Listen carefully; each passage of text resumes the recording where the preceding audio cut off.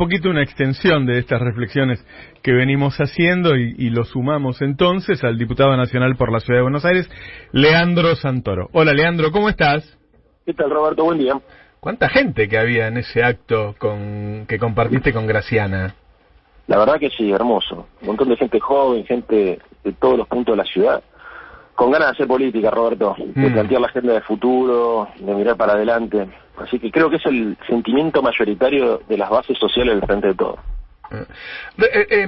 Recién yo hablaba que, viste, en los últimos días intento llamar a personas de distintas situaciones y en algún momento le saco el tema.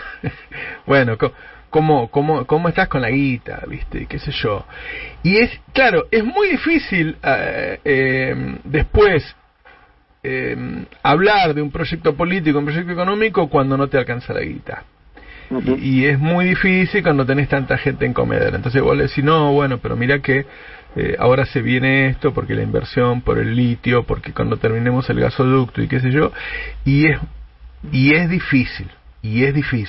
Entonces los espacios, por eso yo cuando vi eso digo, lo voy a llamar a Leandro, los espacios que lo logren, ¿no? Los espacios que logren esa...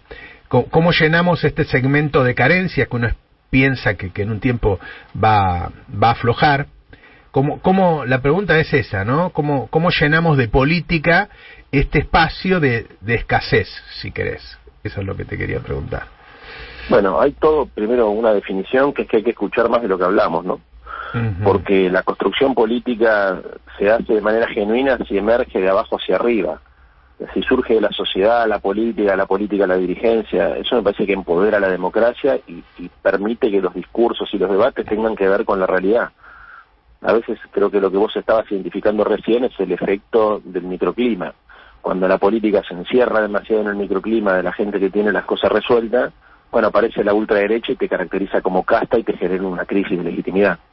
Entonces tenés un problema, ¿no? Que también podría ocurrir al revés, con la izquierda y la derecha en otro país del mundo, ¿no es cierto? Porque el comportamiento del microclima o el comportamiento faccioso es inherente a la actividad humana muchas veces. Uno lo que tiene que tener desde la izquierda es la voluntad de abrir y la sensibilidad para darse cuenta cuando uno está desviando el camino.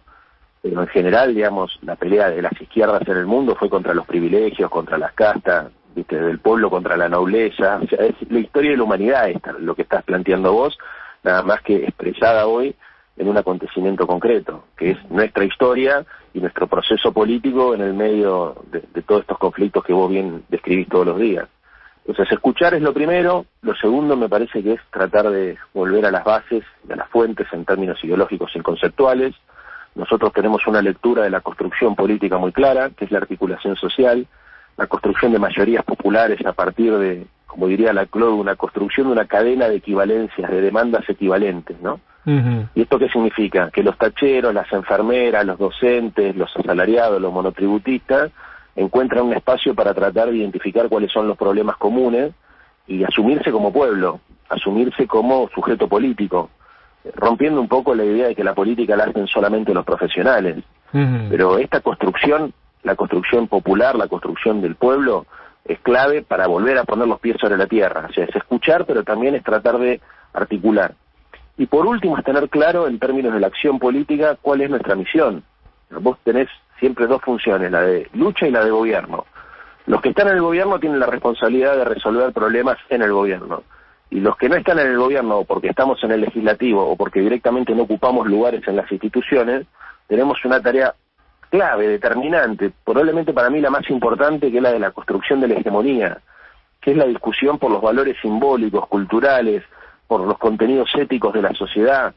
Nosotros ayer hablamos mucho discutamos una arquitectura social. ¿Cuánta desigualdad estamos dispuestos a aceptar como legítima? Mucha, poca, nada. No puede ser que esta discusión no se dé, porque de esta discusión se desprenden los modelos económicos. Vos discutís un núcleo ético y en función de eso definís un modelo de país, un proyecto de desarrollo. La discusión sobre la matriz impositiva en la Argentina se hace previo a definir un modelo ético-político, ético de organización de la sociedad. ¿Bancamos que la gente no tenga para morfar o no bancamos? Digamos, esa, por ejemplo, estoy ahora haciendo una simplificación, pero para tratar de encontrar un punto de contacto entre lo filosófico y lo político más concreto. Y esta es una discusión que se da en la sociedad, fíjate, y termino con esto por no hacerla larga la respuesta, que es un poco lo que está haciendo la derecha, pero en el sentido ideológico contrario.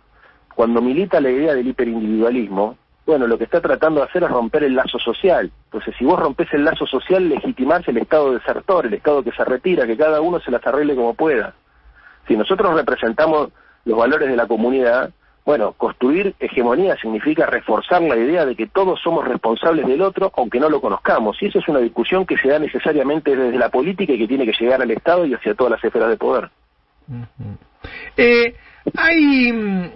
Yo le decía a la gente, cuando uno escucha las discusiones entre Cristina y Alberto, aunque no hablen ellos, bueno, uno sabe que es por ahí, hay una cuestión de poder, sí, hay una cuestión de poder, pero también se fueron delineando distintas maneras de cómo sortear las dificultades, algunas que ya venían y otras que se sumaron por la pandemia y por la guerra, que son de herramientas económicas que en una situación acuciante como en los últimos meses de alta inflación se tornan urgentes y la urgencia va elevando la temperatura del tema. ¿Hasta dónde ves vos que son irreconciliables las posturas y hasta dónde ves vos que puede estar faltando sentarse a la mesa y encontrarle un punto en común? Yo no creo que haya tanto... Mira, a mí me pasa algo parecido a lo que te debe pasar a vos, porque te vengo escuchando ya hace bastante decir cosas parecidas a estas que voy a decir. Yo a veces tengo la sensación, la escucho a Cristina y digo, tiene razón, lo escucho a Alberto y digo, tiene razón. No sé si encuentro tantas diferencias entre lo que piensa uno y lo que piensa otro. Por ahí un poco más en cómo lo haría, puede ser, pero no encuentro diferencias éticas, ideológicas. La lectura del Estado es la misma, la lectura de las relaciones internacionales es bastante parecida, la lectura de la economía y las aspiraciones de la economía son muy parecidas. Yo creo que la gran diferencia entre ellos dos es cómo comprenden el poder, pero eso es otra discusión. Ahí por ahí tengo una discrepancia con lo que vos decías recién. Para mí, la gran diferencia entre Alberto y Cristina es sobre su lectura del poder. Pero ahora, en términos de cómo construir cambios sociales, no me parece que haya tantas. Por eso me da bronca muchas veces lo que pasa, porque no los veo tan distintos ideológicamente.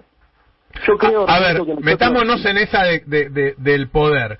Por ejemplo, yo sé que con respecto al precio de la comida, Cristina, no sé, si cambiara el ministro y tuviera la posibilidad de elegirlo a ella, ese ministro estaría, no sé, cambiando las LELIC por cosas en vaca muerta, imponiendo un proyecto de cupos y retenciones, y uno le dice, pero no va a salir, no importa. Que vaya Macri a decir que no va a salir, que vayan ellos al Congreso a decir que no va a salir. Ahí hay una diferencia que es bastante profunda, no es menor. Sí, claro, porque la diferencia sobre el poder es profunda. A ver, pero por ejemplo, yo creo, vos fíjate, Alberto no es que te dice, no quiero tocar los intereses de tal sector económico. No sé, estoy haciendo un juego, sumándome al juego que propones vos, no de un hipotético diálogo. En todo caso, por lo que estás diciendo vos, te diría, no se puede porque la oposición no sale, y Cristina en todo caso diría, bueno, hagámoslo igual porque plantamos una bandera. Pero acá, ¿qué es lo que se evalúa? Para mí, una de las claves de cómo se traduce esta diferencia en la mirada del poder es cómo uno y otro valoran lo simbólico, ¿no? Y cómo moverse en el campo de lo simbólico. Porque la verdad es que si nosotros tuviésemos mayoría en el Parlamento, seguramente habría menos diferencias entre los dos universos, digamos, o los dos grupos del Frente de Todos para ver qué hay que hacer. Porque si vos tenés posibilidad, por ejemplo, de aprobar el presupuesto, bueno, no pasa. Pero ¿qué pasa cuando no podés aprobar el presupuesto? Bueno, entonces ahí es, hagámoslo igual, aunque no salga, y otro es, tratemos de hacer algo que pueda salir y que tenga efectividad. Es una discusión que por eso depende de dónde te pares, puede resultar lógica cualquiera de las dos.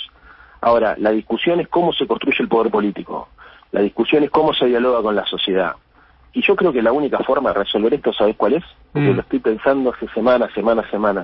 Hay que ampliar la mesa, hay que incluir a otros actores, hay que incluir a los gobernadores, hay que incluir al movimiento obrero, hay que incluir a los movimientos sociales, porque el Frente de Todos, a los sectores productivos, a los intelectuales, hay que lograr armar un espacio mucho más plural, donde todos los actores que tienen cosas para decir, algún grado de representación, puedan aportar, porque si no la discusión está trabada, Roberto. Entonces, cuando hablamos de institucionalizar el Frente de Todos, como toda buena idea, depende cómo después la instrumente, es como una ley. Está la ley y la reglamentación. A veces la reglamentación es más importante que la propia ley, ¿no es cierto? Bueno, y acá es lo mismo. Yo creo que también hay que pensar un sistema donde los actores que son racionales y que tienen experiencia y que tienen contacto con la realidad, aporten su visión. O sea, yo he podido hablar con muchos gobernadores de la Argentina, con algunos soy amigo, ¿no? Y los encuentro tipos súper lúcidos, o sea, que tienen mucho para aportar y que saben cómo construir poder, cómo resolver problemas, cómo pagar salarios, cómo crear empleo. Los movimientos sociales, pero mira, de todas las tendencias, las que forman parte, desde Juan Graboy, no sé, hasta la gente, no sé, del movimiento Evita, por ponerte un ejemplo. Son tipos y minas que laburan en el territorio y que conocen lo que está pasando. Y lo mismo con, ni hablar, el movimiento obrero, ¿viste? Yo soy amigo también, o sea, yo lo escucho a Sergio Palacio, por ejemplo, y yo con Sergio, yo lo admiro, o sea, eso yo no puedo creer como no tiene más importancia, más peso específico. Uh-huh. Y lo mismo también otros compañeros de otros sectores de la CGT, que deberían ser, para mí la solución es tratar de construir una mesa más amplia donde estos sectores, que todos tienen legitimidad real, porque vos para ser gobernador o para ser secretario general de un sindicato o para ser referente de un movimiento social tenés que estar con la gente, si no, no llegás ahí. Claro. Bueno, yo creo que parte de la solución, modestamente, no soy quien para andar diciendo qué es lo que tenemos que hacer, lo tiro como militante, es tratar de construir un espacio donde estos sectores, y bueno, ustedes, Roberto, yo te escucho a vos, vos muchas veces me has dado ideas que yo no tenía. O sea, hay gente que nosotros tenemos que lograr vincular con los procesos de decisiones. Para mí es la única salida que tiene el Frente de Todos, ampliar, construir una reglamentación de la institucionalización que amplíe la construcción y que permita que los sectores que hablan con la sociedad, que provienen de la sociedad, que entienden lo que está pasando, sean parte de la solución de los problemas. Muy bien. Hay el viernes Cristina va a dar una charla sobre la insatisfacción con la democracia, que tiene... Primero está pasando en el mundo, ¿no? Primero está pasando en el mundo. Y ahora se aceleró, claramente. La pandemia, las consecuencias de la guerra se aceleraron y la gente, en vez de poner un salame adentro, una feta de salame dentro del sobre, pone una feta de Milei, qué sé yo, no sé, de alguien que significa de alguna manera, como decías vos, la ruptura de los lazos sociales y qué sé yo. ¿Cómo lo ves ese tema? Clave. Yo estoy muy preocupado también, desde antes de las elecciones vengo diciendo, ojo, miremos Chile, antes de lo de Boric, cuando explotó Chile, ¿no? Lo vengo viendo desde el principio esto. ¿Por qué? Y por una serie de factores. Primero porque la dinámica del capitalismo llevó a que las corporaciones, los monopolios y fundamentalmente el sector financiero tenga mucho poder político. Uh-huh. Entonces eso es como una anomalía en el diseño institucional. Que las decisiones públicas las tomen actores privados, ¿viste? Es raro. O sea, claro. Los que pensaron la democracia no la pensaron así. O sea, al punto tal que te diría que nosotros podríamos plantearnos como neorepublicanos, porque el republicanismo aparece como una respuesta al abuso de poder y a los límites de la sociedad hacia esas formas de poder.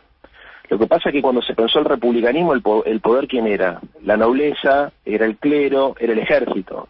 Hoy la concentración de poder la tienen los sectores económicos financieros. O sea, si vos no haces algo, vas a vivir una suerte de totalitarismo de mercado. Como la derecha identifica esto, trata de asociar al mercado con la idea de la libertad, para anular esa operación de resistencia de la gente frente a estos poderes. Entonces te dice, no, en el mercado está la libertad. No. El mercado no funciona, lamentablemente, digamos, el mercado tiene fallas, no funciona así, no existe la libertad de mercado, digamos, hay cartelizaciones, digamos, ¿no? Hay sectores del mercado concentrado que determinan otros mercados, y esto la democracia no lo tiene presente, básicamente porque el Estado-Nación, que es el otro instrumento que aparece acá como respuesta a los problemas de la sociedad, también se oxida como consecuencia de la globalización e incluso como consecuencia de la gestión de los gobiernos neoliberales. Uh-huh. El Estado que tiene hoy, por ejemplo, Alberto, el aparato del Estado, sí. Es un aparato que pasó por 4 años de Macri, ¿viste? Claro. O sea, te vaciaron el Fondo de Garantía de Sustentabilidad, te desarticularon lugares, ¿viste? Hay, no sé, inspectores que faltan, hay cuadros técnicos que faltan, hay deuda que tenés que te condiciona la capacidad operativa. Entonces, la discusión de Cristina, y se lo digo a todas y a todos, porque ya veo que si viene por ahí, me voy a sorprender para verla, porque es un tema que está atravesando la discusión académica hace muchos años. Uh-huh. No tiene nada que ver con la realidad de nuestro país. Te podría decir, casi todos los intelectuales en el mundo están haciendo foco en este punto que estabas diciendo vos, porque la insatisfacción, de la gente en todo el mundo es enorme, y eso está provocando que aparezcan fenómenos como Marine Le Pen o como tantos otros como Vox, ¿no? Ni la charla que dio en el ámbito internacional en el CQC, ni el tuit del otro día iban dirigidos a Alberto. Es comprensible que ahora cualquier cosa se tome como dicho por Alberto. Obviamente que después de que vos haces un diagnóstico de insatisfacción con la democracia y te queda 1 año y medio para las elecciones, te sentás y decís, bueno, ¿cómo hacemos para resolverlo? Y ahí viene la discusión política. Pero no todas las cosas que pasan tienen que ver con esa discusión que en donde, bueno, por ahí te da más rating decir que sí, ¿viste? Claro. Porque de hecho, a ver, el tema de la banda y el bastón, que fue lo que dijo en la conferencia con los eurodiputados, estoy seguro que no lo dijo por Alberto. O sea, porque aparte ella dijo, y lo digo por experiencia, porque me anima... No, es que lo había dicho hace años ya eso. Me animaría a decir que le pasó a ella. A ella seguramente le habrá pasado como presidenta sentir que, viste, que la demanda que tiene que resolver es muy superior a las capacidades que tiene el Estado para poder enfrentarlas. Pero... eso para cualquier presidente debe ser frustrante, ¿no? Porque te votan para resolver un problema y resulta que apretás los botones, movés las palancas y el Estado se redefinió para ir en otra dirección. Y bueno, entonces parte de la tarea de gobierno muchas veces, antes de resolver los problemas, consiste en construir las herramientas. ¿Te acordás del famoso 7D, el día que se iba a dividir Clarín? Sí. Y no ocurrió. No se pudo. O de la reforma judicial para que la justicia sea más democrática y sean elegidos y qué sé yo, y no pudo. Entonces Cristina te voy a decir una cosa. La vez pasada, esto como si estuviéramos en un café, pero que es real, volvía al 1 de mayo a la noche, estábamos con mi mujer durmiendo, por irme a dormir, y puse el noticiero de Canal 26. Canal 26, viste que a la noche tienen enlatados de todo el mundo. Entonces pasan a la noche un pedacito de lo que pasaba el 1 de mayo en todo el mundo. Canal 26, no 5N. Era increíble, Roberto, los mismos problemas que tenemos acá. Claro. Las centrales obreras diciendo que no les alcanza el sueldo, que la inflación está pulverizando el poder adquisitivo del salario. Otros problemas que acá no tenemos, el desempleo, la lucha contra las corporaciones. Iban todos a Bruselas porque los europeos y los italianos porque sentían que las corporaciones... Exactamente la misma discusión que tenemos acá, Roberto. O sea, no es nosotros tendemos a pensar que somos el peor país del mundo, el mejor país del mundo, que todo... Pero no, lo que está pasando, viste, es que la democracia liberal, tal cual la conocemos, en esta fase del capitalismo hiperconcentrado, está perdiendo capacidad para intervenir sobre los problemas. Hoy la democracia para nosotros no es solamente un régimen electoral, porque la gente dice, ¿cómo? La democracia es la forma de elegir quién manda. No, es más que eso, es la forma de elegir quién manda, cómo lo hace, pero también cuáles son los valores que tienen que cumplir los gobiernos. Digamos. Eso es el contrato social que funda la democracia liberal y que funda la idea de representación política. Claro. Y está en crisis en todo el mundo. Claro. Bueno, alguna vez habló Cristina de que la próxima vez que haya una reforma constitucional habría que incluir a los nuevos poderes. Y habló de las corporaciones y de los medios, entre otros. ¿No? El debate que ella propuso la vez pasada es un debate, para mí no lo propone para la Argentina. Además, creo que no fue sonso. Poca gente se dio cuenta que ella le estaba hablando a Europa, al mundo, digamos, ¿no es cierto? O sea, es un debate mundial. Claro. Insisto con lo mismo, cualquiera que más o menos hurgue en los diarios internacionales, hurgue en los debates académicos del mundo, se mete a investigar qué es lo que está pasando, de qué discuten las cabezas más inteligentes, tanto de izquierda como de derecha, discuten de estos temas. Claro. Lo que pasa es que acá, viste, vos agarrás cualquier asunto y lo llevás al barro, al toque. Entonces, está queriendo decir que Alberto tal cosa. Y, ¿viste? Bueno, la verdad es que no quiero gastar demasiado tiempo en eso, pero si la oposición cuando vos vas a discutir te dice vos sos un chorro, vos sos un dictador, vos sos amigo de Putin, ¿no? Igual que es muy difícil discutir. Sí, claro, exactamente, coincido con vos. Leandro,